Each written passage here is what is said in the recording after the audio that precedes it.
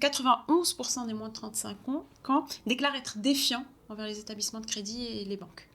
Donc c'est vraiment à partir de là comment on les rassure, comment on propose quelque chose qui les sécurise, et en même temps comment on répond à un deuxième besoin. Donc c'est vraiment ce double besoin que nous on adresse, je veux une expérience dans mon achat, je veux du sens. Donc ça, c'est quelque chose qui revient très souvent dans les différentes études qu'on a pu faire. Et donc on adresse conjointement ces deux besoins.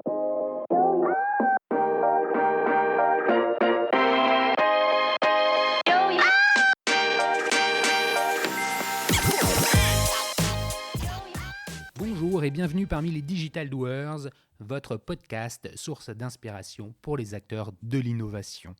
Ce programme est coproduit avec Comexposium pour les événements incontournables que sont le One-to-One Retail e-commerce de Monaco et le One-to-One Digital Marketing de Biarritz. Je suis Cyril Duplessis, acteur du changement dans le digital depuis plus de 20 ans. Je donne ici la parole aux personnalités des différents écosystèmes digitaux en France. Qu'ils soient prestataires, annonceurs, marques, retailers ou pure players, ils sont des acteurs engagés dans leur business et l'innovation fait partie de leur quotidien. Source intarissable d'inspiration, je vous propose une conversation dynamique et sincère pour vous donner accès à leur retour d'expérience, leur vision et leur analyse sur les tendances et les perspectives marché. Vous êtes de plus en plus nombreux à écouter les Digital Doers et je veux vous en remercier. N'oubliez pas de vous abonner sur la plateforme d'écoute de votre choix et de voter 5 étoiles sur Apple Podcast. N'hésitez pas à laisser un petit commentaire sympa, ça fait toujours plaisir. Alors bonne écoute à vous, toujours sans coupure.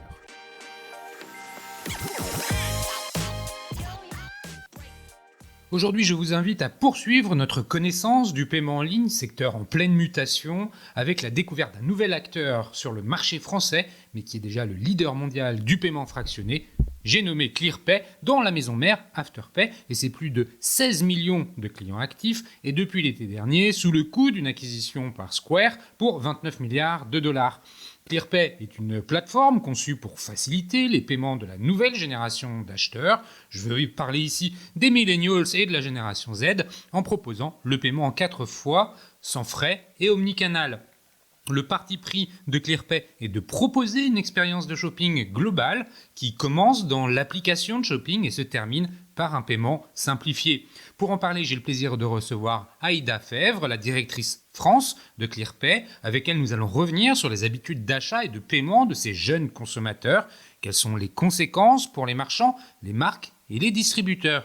Nous ferons ensuite un focus sur la proposition de valeur de ClearPay et vous comprendrez rapidement pourquoi cette approche du paiement diffère de ce que vous connaissez déjà, que vous soyez consommateur ou marchand. Nous terminerons notre échange avec quelques business cases pour illustrer nos propos. Mais petite précision, l'enregistrement se tient dans un environnement bruyant, particulièrement bruyant, donc merci d'être indulgent quant à la qualité sonore. Mais avant de commencer, Aïda, pourrais-tu te présenter en quelques mots ? Bien sûr, bonjour Cyril, merci de m'inviter, je suis ravie d'être là aujourd'hui. Donc Aïda Fèvre, je suis directrice générale de ClearPay pour la France et j'ai un parcours conseil, retail et tech finalement, puisque j'ai passé quelques années chez Carrefour avant de rejoindre une belle entreprise tech française qui est Miracle. Tu as un profil plutôt école de commerce, tu me disais. J'ai un profil école de commerce. Donc, voilà, t'es pas une ingénieure, t'es plus proche du business. Non, exactement. Donc orientation assez classique, somme toute, vers des métiers de conseil en sortie d'école. Et puis très rapidement, une spécialisation et un intérêt très fort pour le retail. Tu sais l'expliquer, cet intérêt pour le retail ? Je pense que ça combine deux choses qui sont très importantes pour moi. La partie très concrète. C'est-à-dire que c'est vraiment un univers où on a des clients en face de nous, donc chaque action, et tout tourne finalement autour des clients, donc chaque action a une portée concrète sur le business. Et puis c'est un métier d'humain, donc ça indéniablement. C'est indéniablement. Tout digital soit-il. Exactement, ouais. Tout digital soit-il, et c'est vraiment quelque chose qui a marqué un peu toutes mes étapes et tous les métiers que j'ai pu faire jusque-là. Donc tu es arrivé chez Carrefour avant que tu nous parles de Miracle. Même je crois qu'il y a une logique de progression entre tes différentes étapes. Chez Carrefour, tu peux nous dire un peu quelles ont été tes missions, combien de temps tu y es resté ? Bien sûr, je suis restée 7 ans et j'ai eu vraiment la chance de vivre le switch d'un commerce très physique, un retail très physique, vers du e-commerce.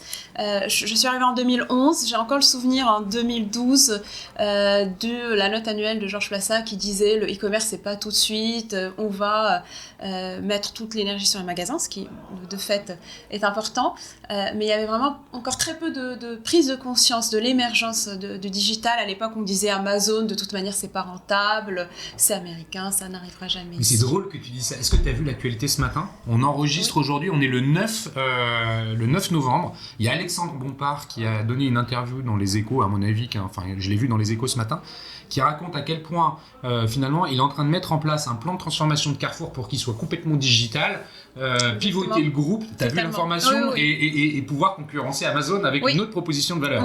Oui, bon, heureusement, toute cette phase-là un peu de déni n'a pas duré longtemps et j'ai eu la chance, donc, dès 2014, de participer à l'émergence du e-commerce au sein de Carrefour, notamment au moment du rachat de Rue du Commerce, qui était un des fleurons du e-commerce un des pionniers, français, l'un des premiers sites.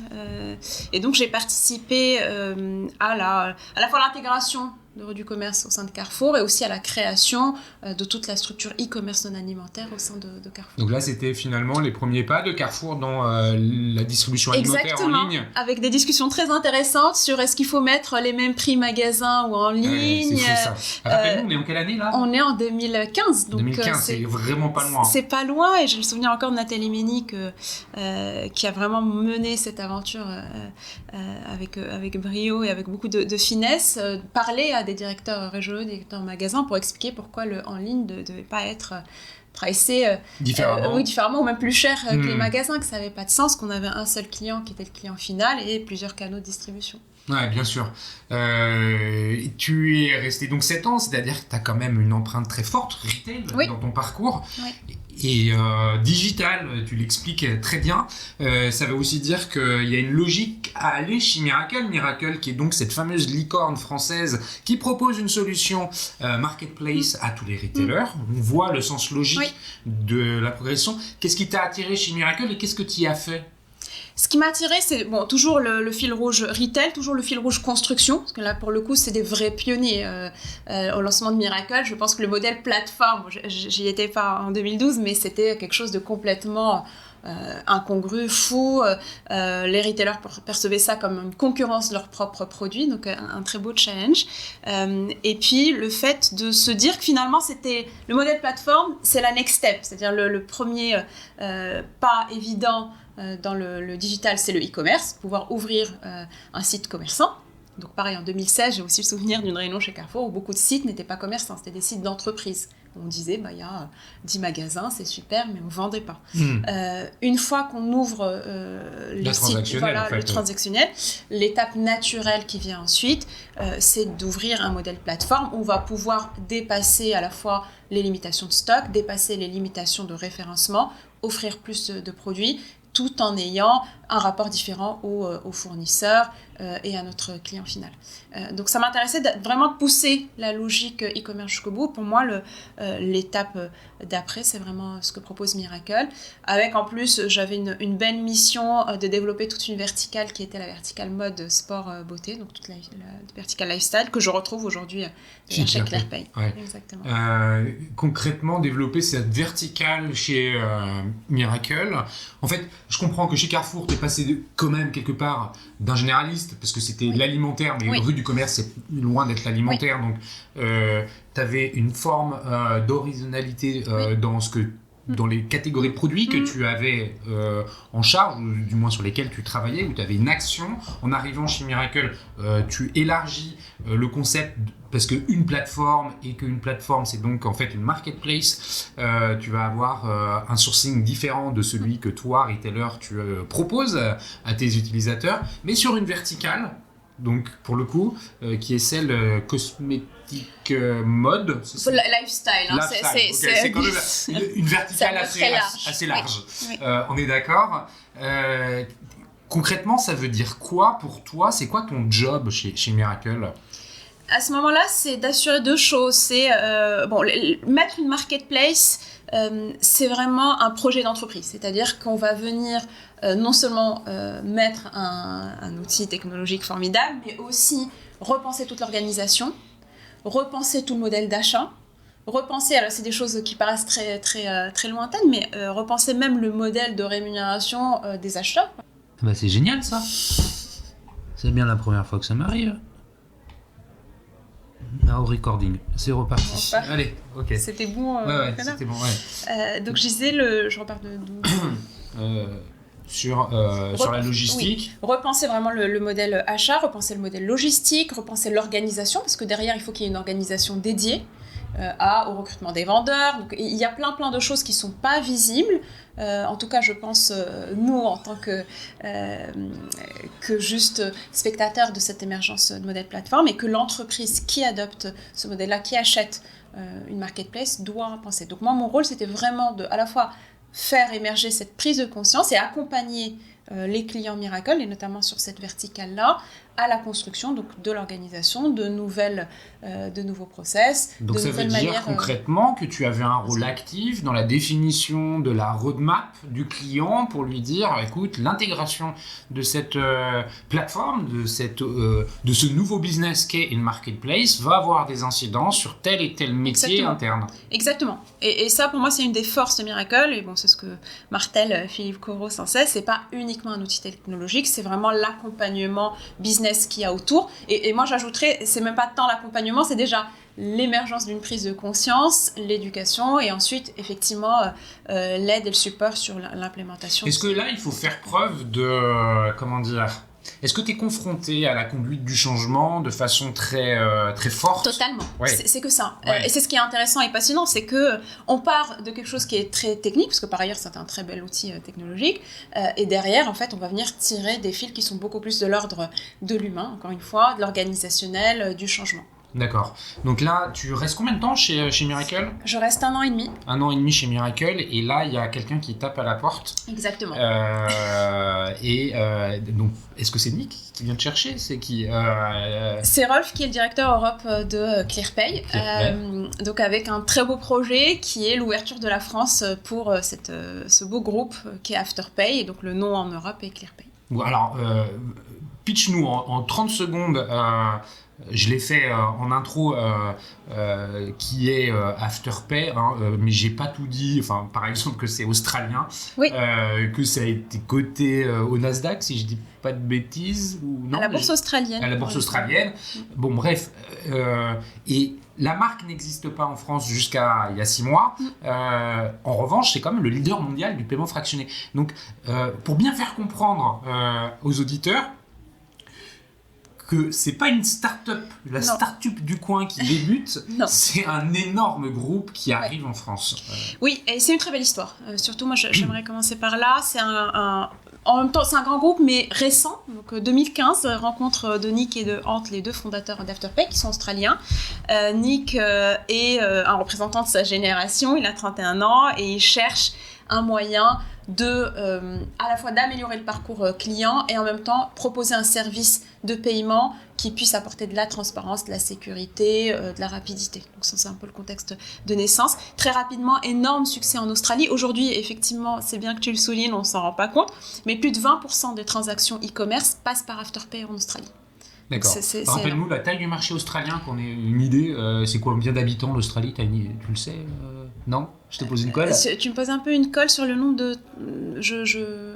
Et pour Afterpay, l'Australie, c'est toujours le plus gros marché ? C'est plus le plus grand marché parce que très rapidement, et ça aussi c'était une intuition assez géniale des fondateurs, il y a eu une envie de s'exporter. Ouais. Donc arrivé aux États-Unis en 2018, et aujourd'hui les États-Unis sont notre plus gros marché, avec plus de 70% de parts de marché représentées par Afterpay sur ce qu'on appelle là-bas le Buy Now Pay Later, en français de manière un peu plus simple, le paiement fractionné. Alors moi j'ai eu la chance de rencontrer Nick, d'ailleurs c'est comme ça qu'on se connaît, Aïda, c'est que Nick m'a contacté sur LinkedIn, c'est dire qu'il est quand même très abordable, puisque je sais pas quelle est la taille d'Afterpay en termes de people. 1500 personnes. 1500 personnes. C'est un homme d'une conversation très agréable. Pourquoi je dis ça? Parce que j'ai oublié, ça va me revenir. Donc bon, voilà, ClearPay s'adresse effectivement à une proposition de valeur qui est un peu différente de celle qu'on peut entendre aujourd'hui en France sur le paiement fractionné. Il y a une approche business qui est singulière aussi. Voilà, ça m'est revenu parce que Nick me disait quand on s'est rencontrés tous les trois, passe vite, l'Europe, hein, oui, je dis pas de bêtises, ça apporte plus de business aux vendeurs qu'un Pinterest. C'est ça? C'est totalement ça. Enfin, c'est surtout que ça permet d'adresser une nouvelle cible. Aujourd'hui, plus de 72% de nos clients ont moins de 35 ans. Donc au-delà du business, c'est déjà comment je vais cibler une catégorie de consommateurs auxquels je n'ai pas forcément accès naturellement. Alors on va revenir sur la proposition de valeur. Mais toi, en 2 mots, on a compris ce qui t'attirait, c'était quand même le challenge de créer, arrête-moi si je me trompe, mais de créer vraiment, en fait, prendre en charge cette structure en France là, et partir from scratch. Oui, mais en ayant déjà un très beau, des très beaux acquis. Et il y a des assets forts derrière. Et une expérience forte, notamment d'ouverture de pays, d'expansion à l'international, qui est vraiment dans l'ADN. T'as le playbook là pour la France, c'est ça? Pas encore. Encore.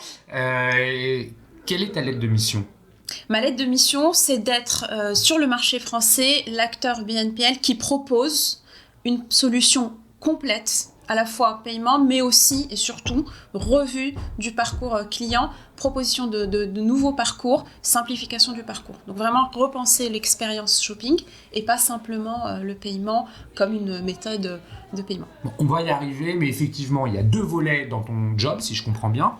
Le premier qui concerne les marchands et le second qui concerne les consommateurs. Exactement. Donc on reviendra sur cet aspect-là quand on parlera de la proposition de valeur en détail de ClearPay. Avant de commencer cet aspect-là, est-ce que tu peux me dire un peu comment toi, Ida, ou comment ClearPay, comment une professionnelle de l'écosystème retail e-commerce perçoit les évolutions du paiement en général, et peut-être plus particulièrement, évidemment en ligne, mais peut-être pas que, parce qu'il y a une notion omnicanal qui est présente, donc ça veut dire que le offline est à prendre en compte, et je crois qu'effectivement, dans un parcours d'achat omnicanal, on ne peut plus trop différencier le online et le offline, et je pense que je te vois hocher de la tête.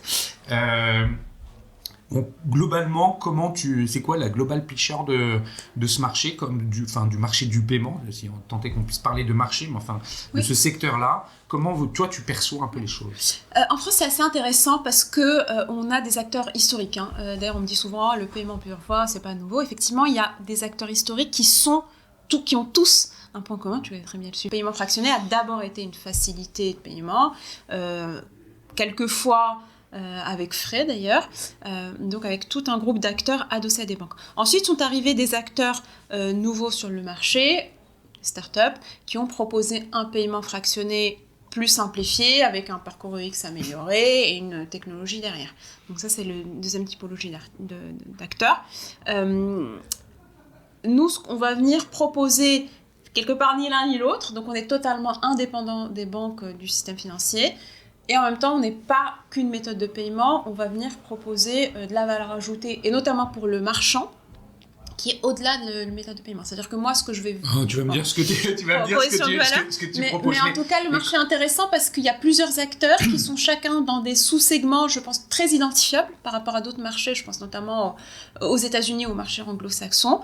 Ils ont chacun leurs points forts, évidemment. Et on va venir vraiment proposer quelque chose de différent. Il y a 2 catégories de personnes, d'utilisateurs dans le paiement. Il y a forcément celui qui paye, l'acheteur, et puis il y a celui qui encaisse, le marchand. Oui. Et on comprend bien que finalement, la solution doit réunir ces 2 entités, et que quel que soit le prestataire de paiement, il y a bien ces 2 aspects à prendre en compte.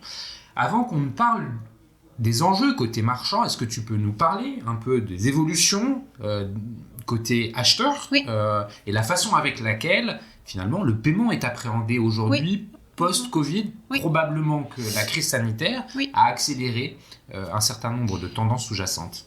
Totalement. Et j'irais même avant la crise sanitaire, il y a eu la crise des subprimes en 2008. Donc toute cette nouvelle génération, alors c'est totalement arbitraire, c'est les moins de 35 ans, mais les moins de 35 ans sont quelque part nés dans un contexte de crise, d'insécurité financière. Donc c'est vraiment les deux à mettre en perspective, et évidemment renforcés largement par le Covid. Moi, il y a un chiffre que j'aime bien, donc c'est dans une étude qu'on a menée en début d'année avec YouGov, qui dit que 91% des moins de 35 ans déclarent être défiants envers les établissements de crédit et les banques. Donc c'est vraiment à partir de là comment on les rassure, comment on propose quelque chose qui les sécurise, et en même temps comment on répond à un deuxième besoin. Donc c'est vraiment ce double besoin que nous on adresse, je veux une expérience dans mon achat, je veux du sens. Donc ça, c'est quelque chose qui revient très souvent dans les différentes études qu'on a pu faire. Et donc, on adresse conjointement ces deux besoins.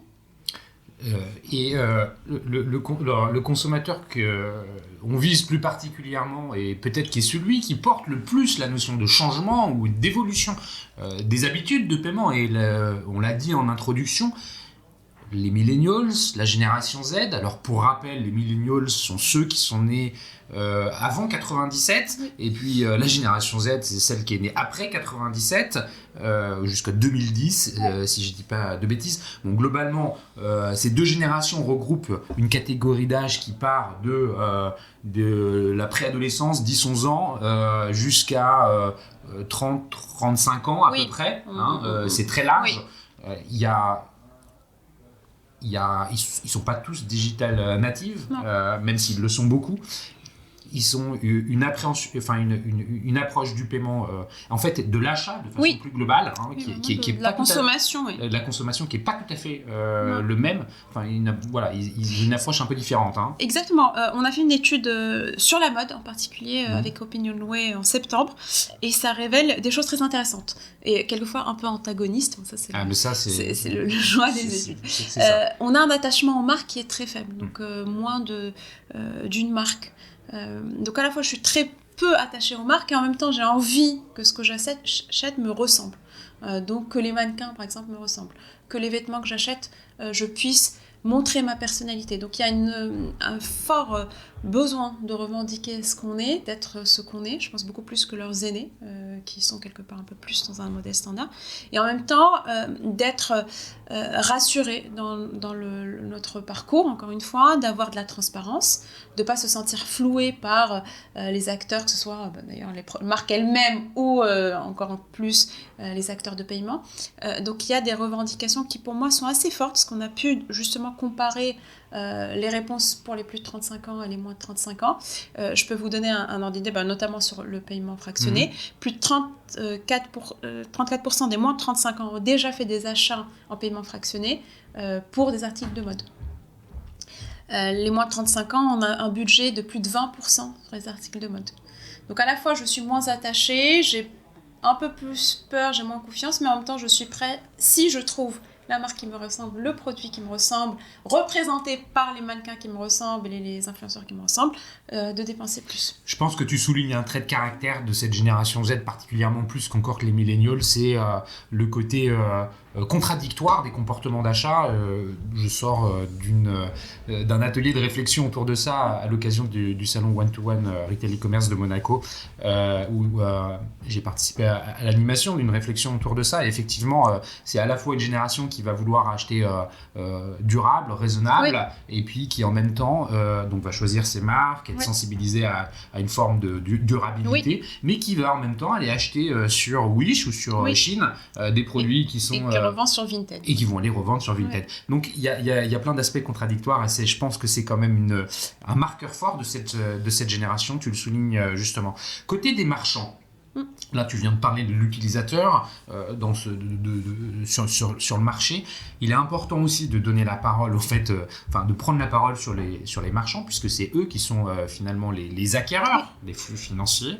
Est-ce que tu peux nous dire un peu comment eux s'adaptent? Qu'est-ce qu'ils mettent en place, les enjeux qui sont sur le paiement fractionné. Juste avant que tu n'y ailles, tu répondes à cette question-là, une petite précision sur le paiement fractionné qui en France est encadré par la loi. Alors, si j'ai bien retenu cet encadrement, c'est un paiement en 4 fois qui doit être fait sur une durée de 90 jours. Sinon, il est soumis à une réglementation du crédit. Est-ce que c'est ça ? C'est exactement ça. Pour le moment, comme tu le dis bien, donc il y a beaucoup de discussions, notamment au niveau européen, à Bruxelles, en ce moment, de comment on encadre différemment ou on encadre tout court ce paiement fractionné qui aujourd'hui n'est pas soumis aux régulations crédit à consommation, qui eux sont au-delà de 90 jours. Mais effectivement, aujourd'hui, on est dans une zone un peu différente du crédit à consommation et de fait, on n'est pas un crédit à la consommation. Voilà, donc ce qui permet d'utiliser une carte de paiement pour pouvoir structurer l'approche du crédit, du paiement en plusieurs fois. Ce qui permet... Contrairement à un crédit où tu dois apporter un RIB et des preuves de revenus, c'est ce que je veux dire. Non, c'est une très bonne question, parce qu'on me dit souvent, mais si la loi change, qu'est-ce que vous allez devenir ? En fait, moi, ça ne me fait pas plus peur que ça, parce que d'une part, chez ClearPay, on a vraiment un engagement fort de s'adapter aux lois des pays. D'ailleurs, dans chaque pays, on a une équipe juridique, ce qui nous différencie de beaucoup de nos concurrents, et on a vraiment à cœur d'être d'abord compliant avec la régulation locale avant de monter toute la partie commerciale, d'une part, et d'autre part, l'impact que ça va venir avoir sur le parcours, il est simple, il est très facile à imaginer, c'est sur la partie onboarding. Donc c'est-à-dire qu'aujourd'hui, on va devenir demander très peu d'informations aux clients parce que derrière, c'est pas de la magie, on a des algorithmes. Mais tu vas nous l'expliquer tout ça. Mais bon, effectivement, cas, il y a une réglementation qui aujourd'hui diffère selon la durée. Le marchand, pour revenir sur le marchand, aujourd'hui, comment il intègre tout ça ? C'est quoi ces enjeux marché de proposer finalement le fractionné ? Alors, pour le marchand, c'est déjà, en fait, c'est englober une réalité qui est déjà là. On n'est pas sur quelque chose d'hypothétique ou un besoin éventuel futur. Encore une fois, 34% des moins de 35 ans ont déjà utilisé le paiement fractionné pour de la mode. Donc en plus, on est sur des achats, un besoin qui est totalement différent des besoins qu'on avait auparavant j'utilise le paiement fractionné pour un projet de vie du type m'installer dans un nouvel appartement, acheter de l'électroménager. Ce que tu es en train de dire, c'est qu'aujourd'hui le consommateur il est prêt à faire du fractionné. Il le fait déjà. En fait. Oui, pas uniquement pour aller acheter un frigo, un four, une cuisine ou remeubler sa chambre. Il le fait pour des catégories de produits à beaucoup plus faible valeur. Exactement. Il est prêt à le faire. Sur le marché global, c'est 31% des consommateurs qui ont déjà utilisé du paiement fractionné en 2020. En 2021, à mon avis, ça sera encore plus fort. Donc, c'est déjà se mettre finalement raccord avec une réalité de marché, une réalité de consommation. D'une part. D'autre part, on en parlait tout à l'heure, c'est vraiment venir répondre à un besoin d'une cible plus jeune et donc par là attirer cette cible plus jeune. Donc en particulier chez ClearPay où 72% de nos utilisateurs ont moins de 35 ans. Et enfin, je dirais que c'est aussi proposer du service. On parlait tout à l'heure de Miracle et de l'étape après l'e-commerce. L'étape après l'e-commerce, c'est rentrer aussi dans un monde de service où je vais venir proposer aux clients un parcours simplifié, mais aussi avec beaucoup de services autour de son achat et pas simplement du paiement. Très bien. Donc, on comprend bien des enjeux qui sont liés entre le consommateur et le marchand, déjà qui sont reliés par un flux financier, un flux de paiement, mais aussi par des besoins, des évolutions. ClearPay adresse très clairement une cible de consommateurs en devenir avec une première partie, les millennials, qui a déjà un pouvoir d'achat relativement conséquent, et puis une autre, la génération Z, qui est finalement plus un pari, puisqu'elle est réellement en devenir. Les plus âgés de la génération Z sont de tout jeunes actifs, et les plus jeunes sont encore des ados ou des pré-ados. La proposition de valeur de ClearPay, venons-en au fait. Tu as un peu spoilé la chose, mais est-ce que tu peux préciser, parce que je le disais en introduction, finalement, il y a une expérience d'achat qui est globale et qui passe par l'app, c'est-à-dire que finalement, ClearPay, c'est aussi un agrégateur de vendeurs, de marques. Comment ça fonctionne ? Alors, c'est pas une marketplace, je me renierai en vendant ça. C'est, en revanche, on est dans l'économie de plateforme, c'est-à-dire qu'on va venir proposer pour l'utilisateur final, donc soit sur l'application ClearPay, soit sur clearpay.fr, des vitrines de tous nos partenaires. Donc c'est un annuaire de marque quelque part, un peu évidemment amélioré avec un beau UX. Quand il choisit, donc l'utilisateur veut faire un achat sur par exemple Boohoo qui est un de nos clients ou GD Sport, donc il sélectionne la boutique, il est renvoyé vers la boutique du client. Donc c'est en ça que c'est pas une marketplace, le flux est vraiment chez le marchand. C'est un canal d'acquisition pour le marchand. C'est un canal d'acquisition et c'est exactement ce que notre proposition de valeur elle est là. C'est-à-dire qu'elle est pas tant sur le paiement qui est quelque part la cerise sur le gâteau qui arrive à la fin, que sur je vais venir attirer, créer du trafic, et du trafic qui plus est qualifié et bien identifié, et qu'on peut en plus facilement monitorer, parce que derrière on a évidemment exactement, on a de la data et de la BI derrière.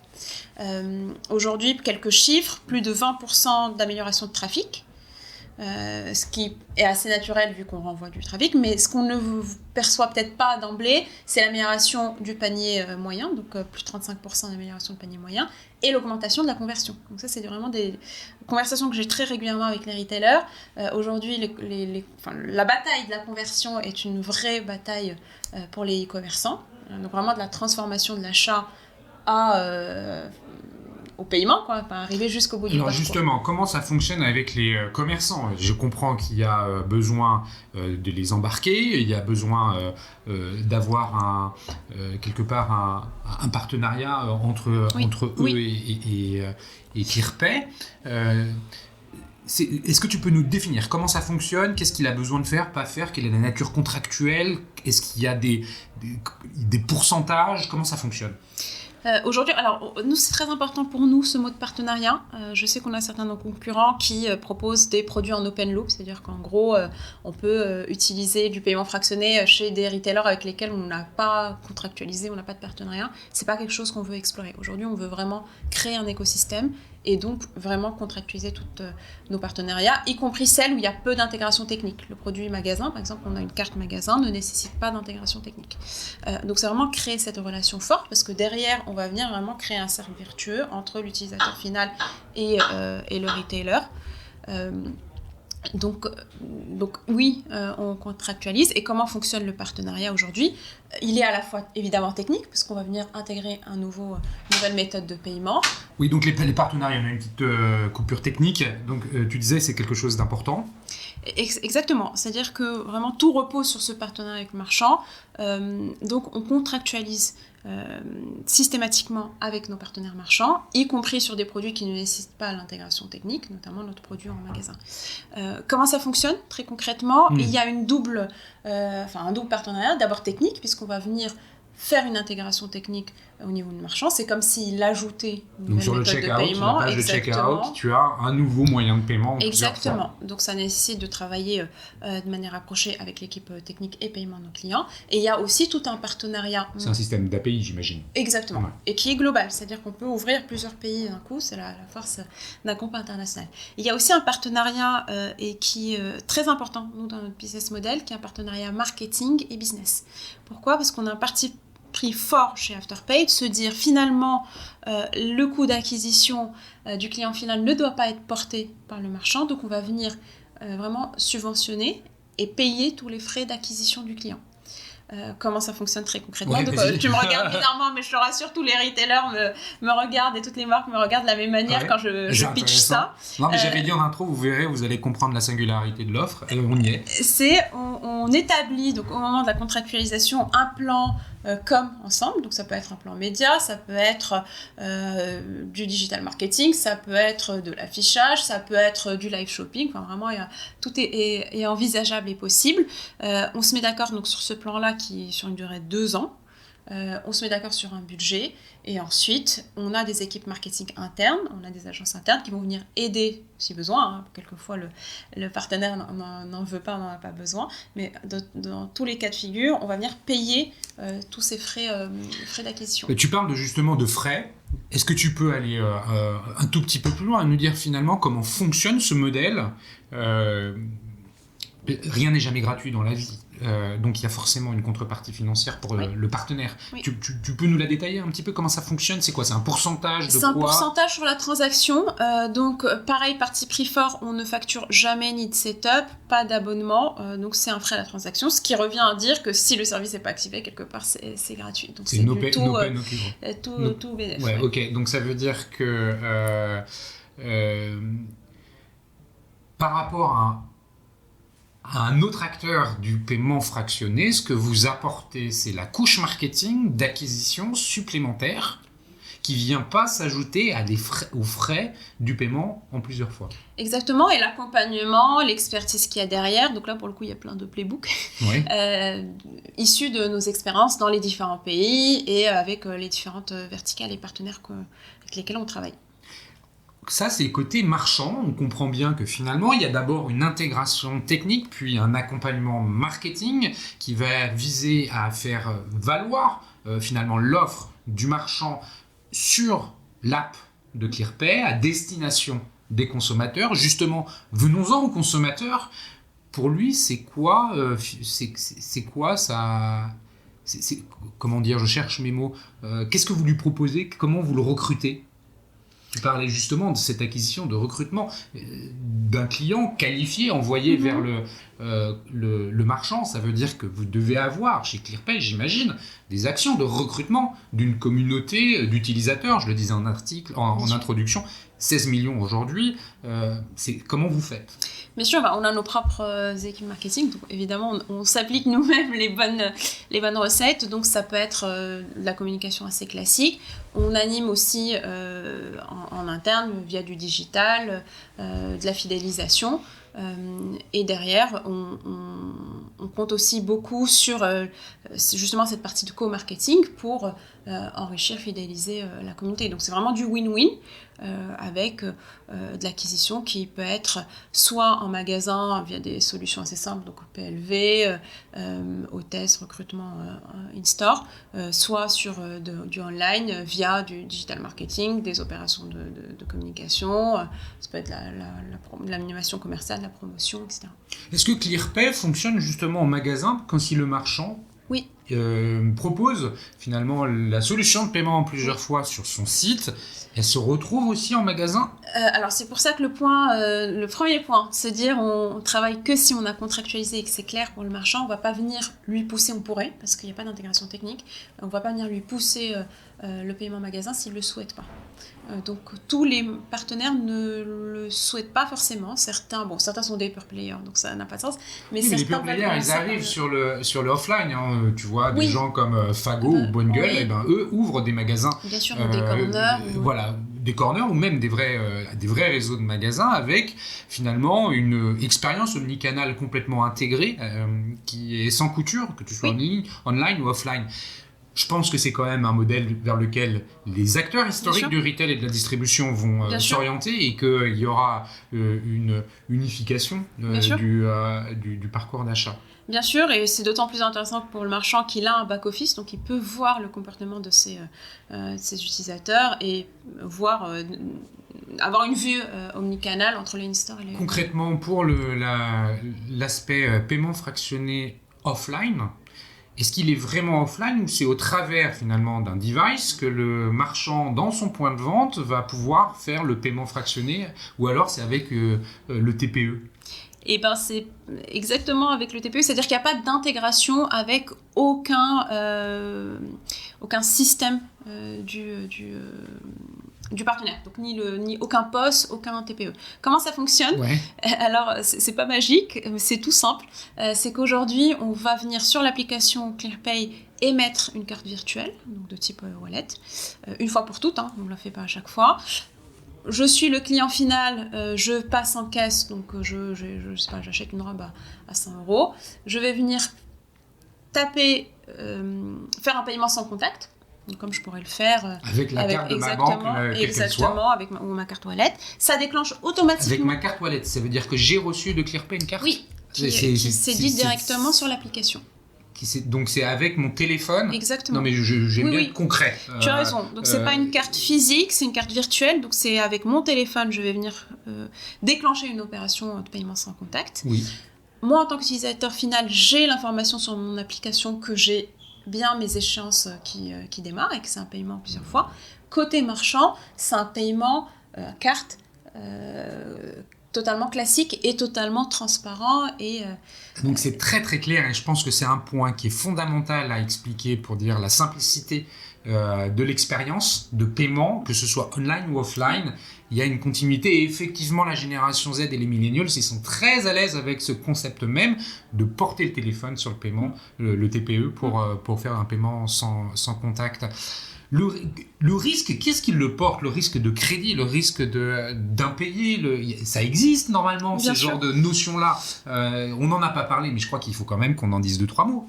Oui, et c'est pas magique, hein, parce que souvent j'entends c'est de l'intelligence artificielle ou on fait pas du tout d'estimation, donc on va être très clair.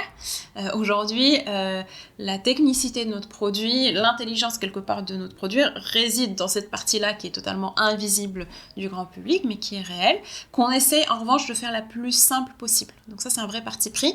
Ça veut dire deux choses.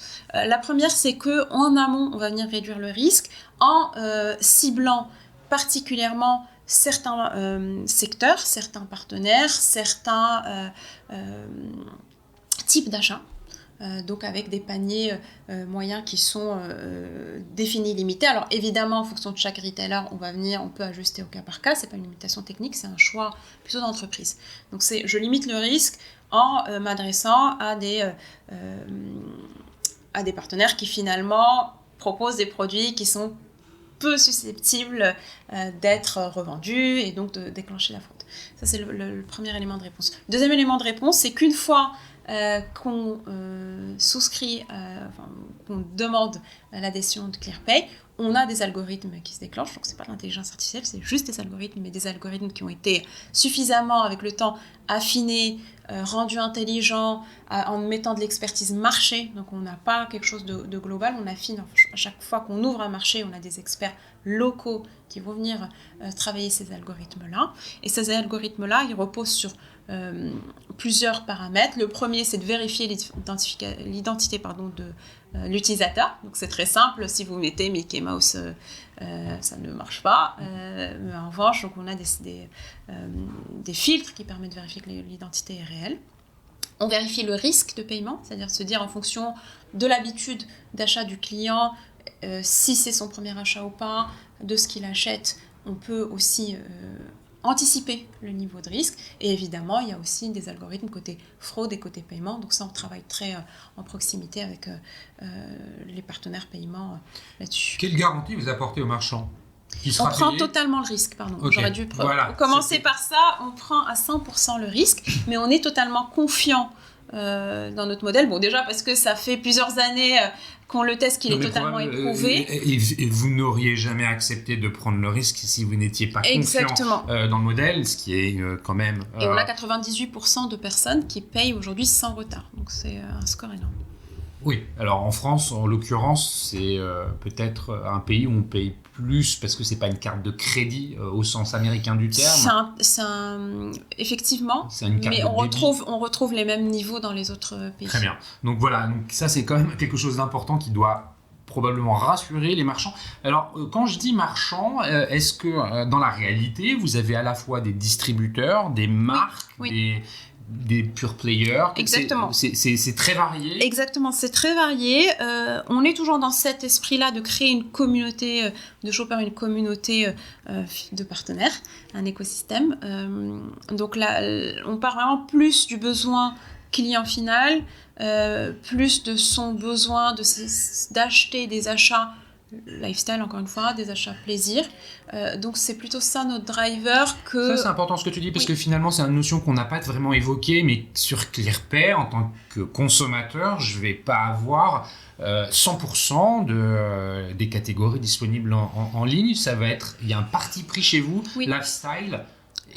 Est-ce que je vais pouvoir aller acheter de l'électroménager ou est-ce que je vais pouvoir aller acheter, je sais pas, des plantes vertes? Oui. C'est à la fois un parti pris et un enseignement. c'est-à-dire qu'on existe depuis 6 ans maintenant, on sait exactement ce qu'achètent nos clients.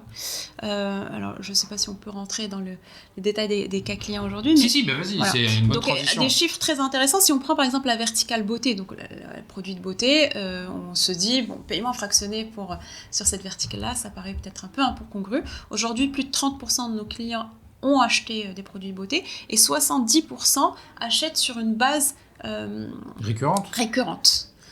Donc on comprend l'usage de ces produits-là. Exactement. Donc pour te répondre, c'est à la fois le parti pris de l'entreprise, qui est de se dire voilà, quelle est ma stratégie commerciale, quel est mon positionnement, mais aussi renforcé parce qu'on peut voir en termes de comportement d'achat. D'accord, donc justement, parlons un petit peu des business cases. Ça va venir apporter ça va contribuer à éclairer un peu finalement ce que tu nous as raconté sur la façon avec laquelle ClearPay adresse le marché du paiement fractionné.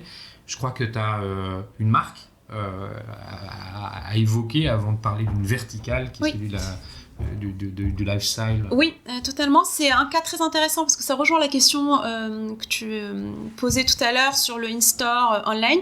C'est Levi's qui a fait le choix aux États-Unis d'être live aussi bien en online que sur ses 500 magasins. Donc c'est un réseau très important. Une marque qui est déjà bien installée, qui quelque part a déjà une fidélité, une communauté d'acheteurs. Ce qu'on remarque aujourd'hui, c'est que grâce à Afterpay, ils ont augmenté leur base de clients de 20%. 20% de trafic supplémentaire, aussi bien en online qu'en offline, et qu'il y a eu aussi, parmi ces 20%-là, 90% étaient des acheteurs fidèles d'Afterpay. Donc ça rejoint l'idée d'avoir une communauté, non seulement avoir une communauté bien identifiée de jeunes, tu es en train de dire que c'est des nouveaux clients. Exactement. Donc ça génère des nouveaux clients et des clients qui sont fidèles, puisque dans 90% de ces nouveaux clients, on fait déjà plusieurs achats chez Afterpay. Donc c'est une garantie d'apporter aussi de la fidélité et de la fréquence, et quelque part de cibler des acheteurs fidèles du premier coup, si on peut le dire. Donc ça, c'est un partenariat qui existe déjà depuis quelques temps aux Exactement, États-Unis. Depuis 2 ans aux États-Unis, et donc étendu au in-store avec un réseau important de 500 magasins. Alors je souhaite que ça puisse s'étendre à nouveau sur le territoire français, qui je pense a un business model qui doit être très proche de celui des États-Unis, dans le sens où effectivement il y a bien des magasins Levi's en France. Et l'autre point que tu voulais évoquer et que tu mentionnais avant qu'on allume l'enregistreur de notre conversation, c'était sur une verticale. J'en parlais, donc la verticale beauté, qui pour moi est assez emblématique finalement de ce switch des besoins consommateurs. Donc comme on le disait avant, j'utilisais le paiement fractionné pour un projet de vie à long terme, sur des produits quelque part coûteux, qui étaient de l'investissement. D'ailleurs on disait facilité de paiement et non pas paiement fractionné à l'époque, vers un switch vers un besoin de consommer peut-être de manière plus fréquente, d'étaler mon paiement parce que quelque part je veux avoir la maîtrise de mes finances. J'ai par ailleurs la technologie, donc via une application ou sur ma plateforme web, qui me permet de suivre tout en tant qu'utilisateur final, tous mes achats, tous mes échéanciers, d'avoir mes marques préférées. Donc c'est vraiment un switch de besoin client vers un besoin beaucoup plus récurrent, beaucoup plus ancré dans des achats de tous les jours. Et donc la verticale beauté avec ces deux chiffres-là, donc 30% d'utilisateurs Afterpay qui achètent de la beauté et parmi eux 70% achètent sur une base quotidienne, est assez frappant. Aujourd'hui, on a des très belles marques dans le domaine de la beauté. Je pense notamment au groupe Estée Lauder. Une petite coupure téléphone, voilà. Estée Lauder. Estée Lauder, je pense au groupe Clarins également. Je pense aux marques de Kendo Beauté qui appartiennent à LVMH. Donc on a un très beau pool aujourd'hui de marques beauté et une très belle fréquence, une récurrence d'achat. Et encore une fois, je reviens sur la conversion parce que ça me tient à cœur. Sur un de ces acteurs-là, la conversion est montée jusqu'à 7%. Ça veut dire, très concrètement, 7% du flux qui est drivé depuis ClearPay. Exactement. J'imagine majoritairement depuis l'app et relativement peu depuis le site web. J'imagine que les utilisateurs sont app mobile first. 7% de ce flux est transformé en achat. Exactement. C'est énorme. C'est énorme. Ouais. Aujourd'hui, les chiffres marchés sont plus de l'ordre de 1-2%. Oui, bien sûr. C'est énorme. Ce qui me fait un peu, pour conclure tout ça, amène une question. Les utilisateurs de ClearPay, les consommateurs de ClearPay, est-ce que ce sont davantage des consommatrices ou alors c'est 50-50 ? C'est un peu plus des consommatrices. Ouais. Donc, effectivement, aujourd'hui, on est sur du 60-40%. Avec des verticales. Donc, drivé naturellement par des verticales comme la beauté, la mode. On a aussi une forte communauté d'acheteurs sport. Donc là, on est un peu plus équilibré sur celle-ci, mais on s'adresse avant tout à des consommatrices. Quels sont les objectifs je sais pas, pour la France à court moyen terme? Est-ce que tu peux nous dire un peu quelles sont vos ambitions quelque part, hein? Notre ambition, c'est de devenir le réflexe premier. En tant que consommateur, je veux avoir un parcours simplifié et pouvoir payer en plusieurs fois. Donc c'est vraiment de créer cette communauté-là qui soit une communauté locale, et pour cela, et donc c'est toujours cette relation tripartite quelque part, pour cela avoir les marques préférées des Français qui sont aussi bien des pure players que du retail physique. En plus, venant de là où je viens, ça me tient à cœur, et de vraiment montrer que tous nos enseignements, tous nos succès des années précédentes sont confortés par le marché français et sont totalement validés pour le marché français.